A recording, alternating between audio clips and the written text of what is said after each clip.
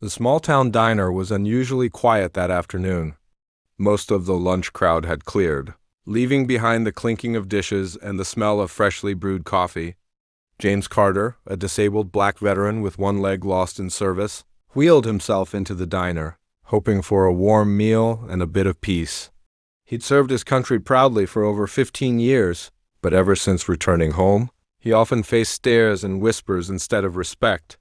That day was no different. As he made his way to a booth, a group of younger men nearby began to snicker.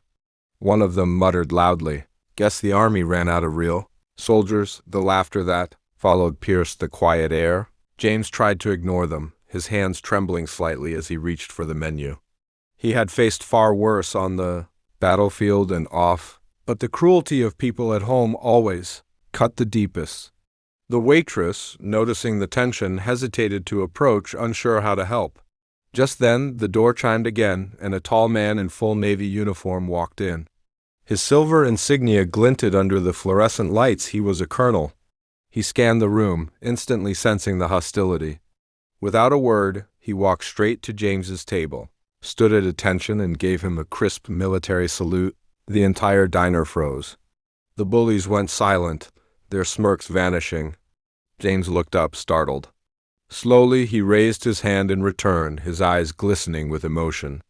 The colonel then placed his hand gently on James's shoulder, still silent. But his message was louder than any words could be. Respect is earned, not demanded. He then turned to the waitress and said firmly, "Lunch for Sergeant Carter is on me." As the colonel took a seat nearby, the bullies awkwardly got up and left, their arrogance crushed by quiet honor. The other patrons began to applaud softly, realizing they'd just witnessed something powerful. James whispered, "Thank you." "Sir?"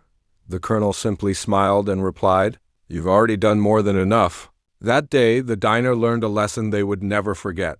Sometimes, silence speaks louder than anger, and true respect doesn't need an audience.